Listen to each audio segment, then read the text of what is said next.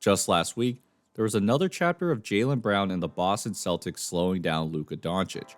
While Luka's box score looked nice with his 34 points, Saturday's game against the Lakers had a similar feel as the NBA Finals. Luka Doncic had to work really hard to get his points, and the team had trouble scoring all night. Now, Luka is known as one of the most complete offensive players in the league and has given great defenders fits, including one of the most notably best defenders, Jrue Holiday. Jaylen Brown is a solid defender, but most wouldn't put him on an NBA all-defensive team. So what makes Brown such a tough matchup for Doncic? It comes down to a few things: being disciplined, understanding his rhythm as a player, and a big advantage he has that most players don't. Let's start with Brown's discipline. One of the most interesting things I've seen is that Brown rarely relies on his hands or verticality to guard Luka. That's because one of Luka's most well-known tricks is his pump fake. One of the hardest things to control against Luka is the pace of the possession. While Luka is not necessarily the fastest player, he has an arsenal of moves to get his defender out of position. It then uses the pump fake to get guys jumping. But what makes Luka really tricky is that even when he creates enough space to shoot, he'll still pump fake because he knows that's when a defender is most likely to jump. But here, Luka pivots to get Brown a step behind, and as he stops and turns, Brown stays down and then gets his hands out of the way as Doncic goes up. Later in the quarter, Doncic looks like he has an angle to the basket, and he brings the ball up to look like he's going to shoot. There's some space to shoot, but he tries to lean into Brown. His hands are down and doesn't jump, and Luka has to pass it out. Because Doncic tends to look for fouls when he drives into the paint, Brown doesn't panic if he's not in the best position. It looks like Doncic has an angle here and at least another step in the paint, but he tries using Brown's body as leverage. He doesn't use his hands or jump, and it's an off-balance shot. Here's one in the half court. Brown's trailing Luka and it looks like he has an angle, but Holiday stunts to make him pick up his dribble. Brown knows to not jump, his hands are away, and it produces the same exact result. The only time Luka has really gotten Brown with a pump fake was with less than 2 seconds on the shot clock. Again, it doesn't matter how much space or time there is on the clock, Luka will dare to pump fake if he thinks the defender has a good chance of jumping. But besides that shot, Brown has done a fantastic job knowing when he's finished his job. Notice that Doncic does create some mid-range shots against him, but Brown doesn't care to contest because that's where he wants Doncic to get his points.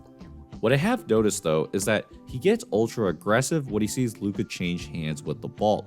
It doesn't necessarily happen on the crossover, but on any other move, he sees a moment where Luka's a little more loose with the ball. Just last week, Luka tried using the screen to his left, but Brown cuts him off, so Luka goes right to set up his behind the back, and that's when Brown attacks the ball and gets a steal.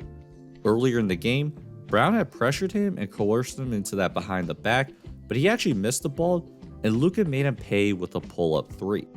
But he has mostly been strategic with these gambles for a very important reason. The most important part of Brown's game plan is to make sure Luka can never take a step back three.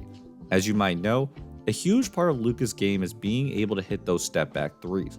What you might have noticed in this video is that Brown is trying to force Luka to his right.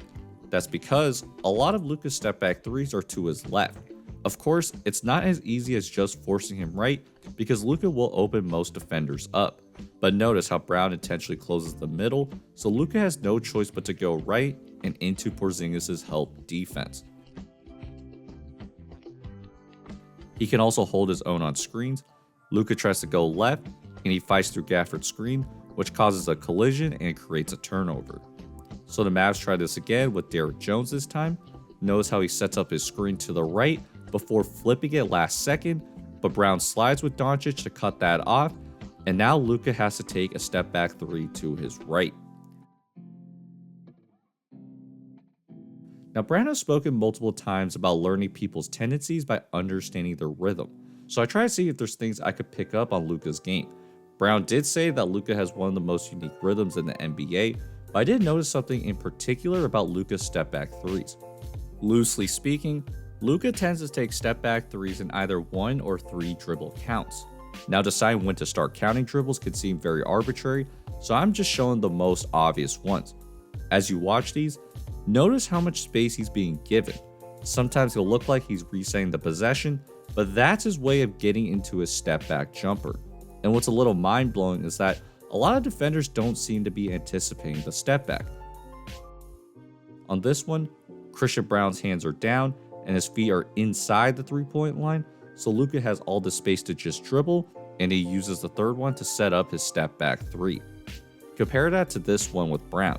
His feet are above the 3-point line and he puts his hand up to make himself bigger.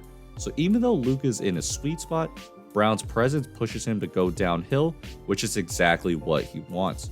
The main point here is that even if the shot is far, Luka is that good where using the one dribble to set up his step back is more than enough.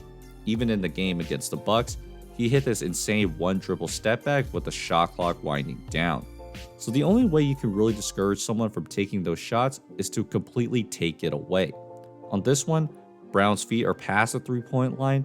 As Luka drives, he tries the half spin to get by him, and on his third dribble, Brown anticipates the step back 3 and jumps to his side. Because Brown is always so high up and is willing to push him downhill at all costs, even if it means he'll be behind the play, there's not a great opportunity to set up his signature shot. That's why more often than not, Doncic will try to create a switch and attack that matchup. And as much as Brown is not known as a help defender, he's been fantastic at disrupting Luka's rhythm that way too. Take a look at this play. Doesn't matter how you count dribbles, but the point is Luka wants to take multiple dribbles to get into the mid-range and take the step back shot. On this one, Luka has a similar opportunity if he drives middle. That's what he does, but Brown cuts him off after that first dribble, so he really has nowhere to go now. Similar thing here, Luka has Horford on the switch, and he takes 2 dribbles to his right into the restricted area and knocks down the floater. But then on this one, while it's a bit more chaotic, Brown knows that he wants to get to the free throw line, so he comes early to cut off his dribble, and he forces up a wild floater. These are the individual things that Brown executes much better than almost any other player in the league against Luka, and it makes it so much harder for Luka to score when Brown also has a major roster advantage. Besides the step back 3, one of the things Luka does extremely well is put his defender in jail. However, a lot of that is dependent on the team being in drop coverage. Because most teams are not comfortable having a big man against Luka, there's enough space and time to put his defender on his back.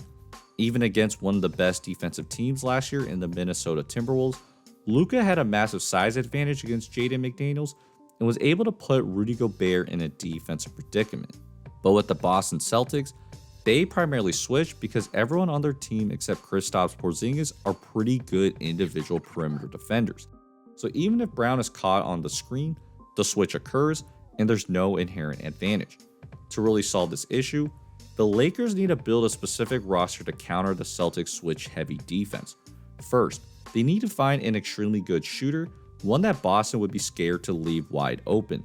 In their most recent matchup, the Celtics put 2 on the ball because they weren't afraid of Dorian Finney-Smith shooting 3s. He's not a bad 3-point shooter, but he doesn't shoot it consistently well enough for the Celtics to stay on him. Secondly, the Lakers need an intelligent big man that is a vertical threat. No disrespect to Jackson Hayes, but he's certainly not the Lakers' answer at center. Having someone with a huge vertical leap and can punish smaller defenders prevents Boston from matching up with someone like Tatum, which happened a lot in last year's finals. But while it's easy to know the problem, the solution isn't as easy. There's not many great shooters that teams are just going to part ways with or are going to demand a lot of money.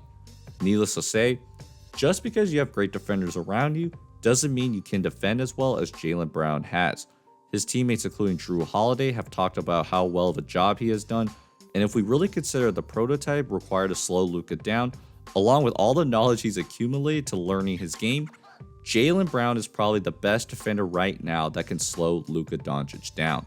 So, hope you guys enjoyed this video. If so, please like and subscribe.